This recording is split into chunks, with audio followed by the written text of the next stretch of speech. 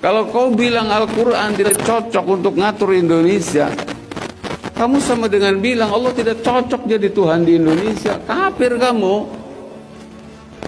Serius ya persoalannya.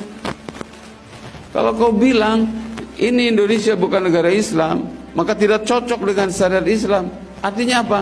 Kamu menginginkan ini Indonesia jadi negeri kufur. Ya, silahkan murtad, silahkan kafir, silahkan jinas, silahkan mabok, silahkan LGBT. Kalau tidak syariat Islam segera tegak, ini di Indonesia gerakannya masif ini. Aduh, istilah pisannya. Pakai wani atau nyebutkan tercocok diatur ku syariat Islam. Sarua jeung nyebut Gusti Allah teh cocok jadi Tuhan di Indonesia, teh cocok. Sama dengan itu. Siapa yang bisa membantah? Orang ini sudah kafir. Siapa yang berani bantah? Saya bertanggung jawab dengan dalil. Siapa yang mengatakan syariat Islam tidak cocok di Indonesia, artinya sama dengan Allah tidak cocok jadi Tuhan di Indonesia, orang ini sudah kufur. Siapa yang berani bantah? Saya berani. Tanggung jawab dengan pernyataan ini. Kita sisihkan dulu urusan politik. Menurut saya nih, sisihkan dulu urusan politiknya. Pak Duli setan, kemudian dia dibiayai oleh siapapun, ya, adaan asing dan sebagainya. Itu singkirkan dulu, karena pada akhirnya akan sangat bias. Seolah-olah ini adalah permainan politik. Yang kita harus kedepankan dulu adalah bahwa ini adalah ideologi yang keliru sehingga tidak sehat kalau berkembang di Indonesia. Ini mengancam semuanya. Itu dulu yang saya kira harus menjadi konstruk di dalam pikiran kita. Ini ideologi yang keliru. Bahwa kemudian nantinya bukan hanya ideologinya yang keliru, tetapi di belakang juga ada kepentingan asing-asing dan sebagainya didanai untuk sengaja menghancurkan Indonesia. Itu saya kira nomor dua. Itu nomor dua. Karena kalau itu nomor satu, maka masyarakat juga akan melihatnya bahwa ini persoalan politik, bukan persoalan ideologi. Saya melihat ini persoalan ideologi. Jelas-jelas mereka punya pemahaman agama yang menyimpang, yang tidak benar. Dengarkan ini, sebarkan ini, viralkan orang-orang seperti ini. Akan seperti apa tanggapan aparat kepolisian? Kadang-kadang harus diviralkan dulu, baru ditindak. Berarti kewajiban kita untuk memviralkan orang-orang seperti ini tuh, kalau masih cinta NKRI dan Pancasila.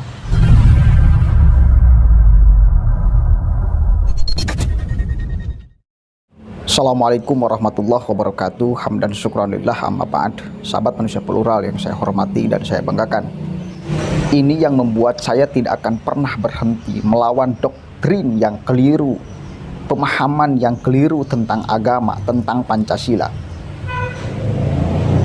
Ini yang membuat saya terus akan teriak, karena mereka selalu menyamakan antara khilafah dengan syariat Islam, antara khilafah dengan Islam, seolah orang yang menentang-tentang konsep khilafah versi mereka itu kita sedang menentang ajaran agama Islam.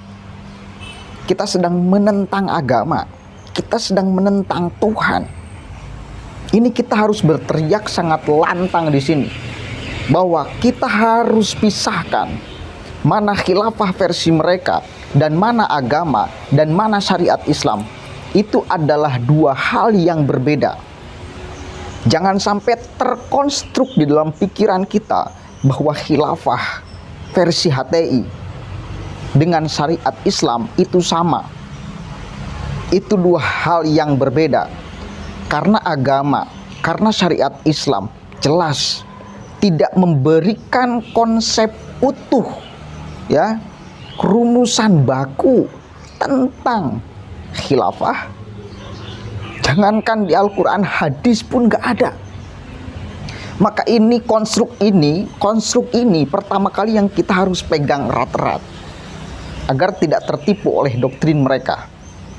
Bayangkan, berani loh mereka sampai mengkafirkan, kafir bos, kafir orang yang menentang tentang khilafah versi mereka. Bahkan dia mengatakan kalau kita menentang khilafah versi mereka, seolah-olah Allah tidak cocok di Indonesia.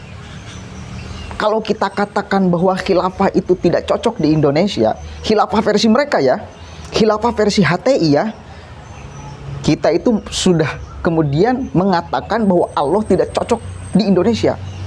Gila nggak pemahaman kayak gini tuh? Bagi saya sih sangat luar biasa. Artinya ini perlu ada yang meluruskan. Nggak bisa dibiarkan terus-menerus loh.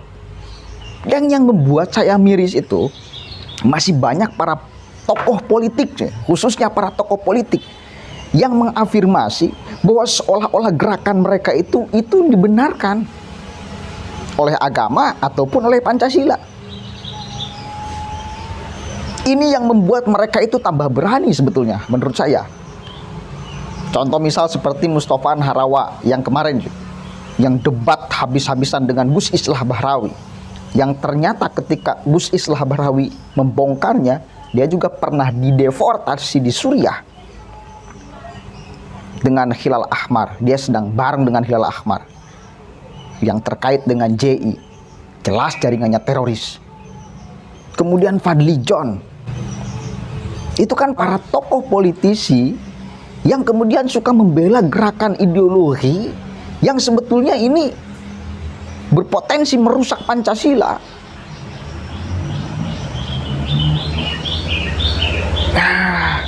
Luar biasa. Ini kejadiannya, saya pernah kritik habis-habisan Ustadz ini karena malam juga saya tayangkan ini ya. Orang ini ternyata membuat statement lagi, kayaknya setelah rame Khilafatul Muslimin diobrak-abrik oleh aparat kepolisian, pimpinannya dibawa, diambil, dikurung. Sekarang menteri pendidikannya sudah diambil, punya menteri mereka bos. Uang 2,4 miliar disita di kantornya. Mereka bermunculan karena tidak terima.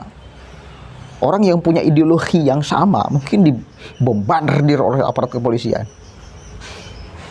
Nah ini saya kira kalau terus dibiarkan, orang-orang yang punya pemahaman ini dan didukung oleh politisi-politisi kurang ajar ini ya, hanya demi kepentingan politiknya dia mengorbankan ideologinya, ini yang gak bakalan benar Indonesia ini. Gak bakalan betul kita menata negara ini. Gak bakalan betul kemudian kita berada di dalam satu naungan hukum Pancasila, NKRI, Undang-Undang Dasar 45. Jelas ini pemahaman agama yang keliru kok. Ini jelas ya. Jadi bukan, kita sisihkan dulu urusan politik. Menurut saya nih, sisihkan dulu urusan politiknya. Pak Duli setan kemudian dia dibiayai oleh siapapun, ya, adaan asing dan sebagainya. Itu singkirkan dulu karena pada akhirnya akan sangat bias. Seolah-olah ini adalah permainan politik. Yang kita harus kedepankan dulu adalah bahwa ini ideologi yang keliru dulu. Ya, ini adalah ideologi yang keliru sehingga tidak sehat kalau berkembang di Indonesia. Ini mengancam semuanya. Itu dulu yang saya kira harus menjadi konstruk di dalam pikiran kita. Ini ideologi yang keliru. Bahwa kemudian nantinya bukan hanya ideologinya yang keliru, tetapi di belakang juga ada kepentingan asing-asing dan sebagainya didanai untuk sengaja menghancurkan Indonesia. Itu saya kira nomor 2. Itu nomor 2. Karena kalau itu nomor 1, maka masyarakat juga akan melihatnya bahwa ini persoalan politik, bukan persoalan ideologi. Saya melihat ini persoalan ideologi. Jelas-jelas mereka punya pemahaman agama yang menyimpang, yang tidak benar. Itu dulu saya kira yang harus dikedepankan agar tidak menjadi bias, tidak menjadi isu politik, tetapi benar-benar pemahaman agama yang keliru, memahami agama secara salah paham, gagal paham. Itu dulu. Kafir bos. Kafir. Coba, kalau sudah bahasanya kafir kepada orang muslim nih, karena yang menentang khilafah versi mereka itu kebanyakan juga orang muslim, orang Islam, bertuhan yang sama kok, berkiblat juga yang sama kok. Kafir kita tuh bos, kafir katanya. Dan kafir. Setelah kafir itu halal darahnya nanti. Setelah halal darahnya bunuh aja semuanya. Kan itu step by step, tahapan demi tahapan. Menyusupkan ideologi kotor mereka kepada masyarakat. Untuk ujung-ujungnya melakukan tindakan brutal atas nama agama. Ini yang kemudian kita khawatirkan. Ini yang kita khawatirkan. Ini pantasnya orang-orang seperti ini coba. Harus digimanakan. Saya kadang-kadang capek terus mengkanter ya. Mudah-mudahan ada manfaatnya saya kanteran di sini ya. Mudah-mudahan ada manfaatnya. Meskipun hanya sedikit. Meskipun berefeknya hanya kecil. Katakan kalau yang nonton saya 10.000, masuk pikiran saya ke satu orang juga sudah alhamdulillah. Ada banyak sebetulnya yang orang Tasik, yang orang mana pada akhirnya pengen dialog dengan saya, apalagi urusan kayak gini nih. Alhamdulillah mereka sadar. Udah adalah 1-2 orang yang sadar kembali kepada pangkuan NKRI setelah lama dia menganggap bahwa NKRI, bahwa Pancasila, bahwa demokrasi itu hukum togut, hukum jahiliyah. Ada, alhamdulillah ada efeknya kayak gini tuh. Tapi yang lebih sangat efektif, ini saya kira para tokoh yang harus berbicara tegas. Bukan hanya berbicara, tapi tindakannya yang tegas. Satu kali lagi, jangan dulu mengaitkan urusan ini dengan urusan politik. Jangan dulu. Itu nomor 2. Nomor pertamanya yang harus menjadi konstruk dalam pikiran kita, ini dia punya ideologi yang salah. Punya pemahaman tentang agama yang salah, punya pemahaman tentang Pancasila yang salah, punya pemahaman tentang demokrasi yang salah. Dalilnya sederhana. Kalau Pancasila dan demokrasi itu adalah hukum jahiliyah, Anda percaya gak? Anda percaya? Kan seolah-olah mengatakan bahwa Kiai Haji Ahmad Dahlan, Kiai Haji Hasyim Asy'ari, Bung Karno dan sebagainya itu orang bodoh yang bahkan tidak bisa merumuskan hukum di Indonesia ini dulu, sehingga sekarang kita menganut sistem jahiliyah. Pertanyaan saya kemudian, yakin orang itu lebih hebat daripada Hadratus Syekh Kiai Haji Hasyim Asy'ari? Yakin orang itu lebih hebat daripada Kiai Haji Ahmad Dahlan? Saya nggak yakin. Jadi siapa yang sebetulnya jahiliyah di sini?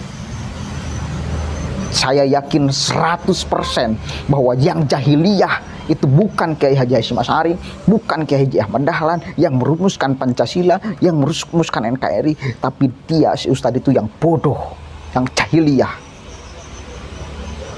Itu yang harus kemudian saya jawab.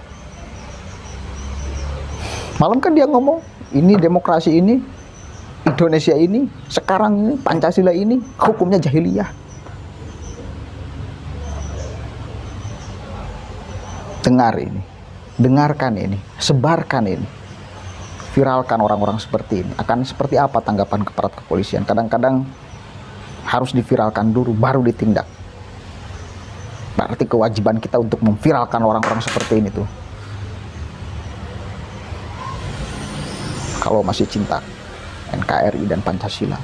Wallahul muwaffiq ila aqwamit thoriq. Wallahu a'lam bishawab. Assalamualaikum warahmatullahi wabarakatuh.